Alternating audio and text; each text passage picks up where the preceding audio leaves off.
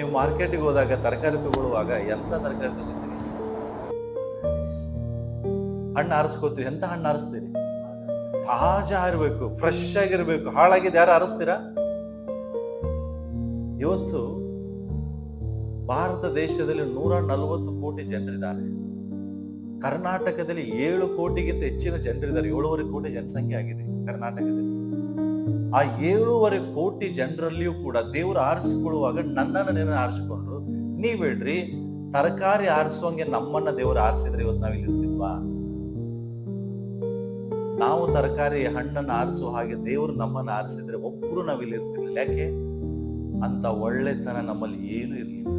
ಇತ್ತ ದೇವರು ನಮ್ಮನ್ನ ಎಂತವ್ರನ್ನ ಆರಿಸಿದ? ಕೆಟ್ಟು ಹೋದಂತ ನಮ್ಮಣ್ಣ, ಸತ್ತು ಹೋದಂತ ನಮ್ಮಣ್ಣ ದೇವರು ಆರಿಸಿದ. ಎದ್ರ ಮೂಲಕ? ಆತನ ಕರುಣೆ. ಎಂದಾದ್ರೂ ಯೋಚಿಸಿದ್ರೆ ಇದನ್ನ? ಎಂದಾದ್ರೂ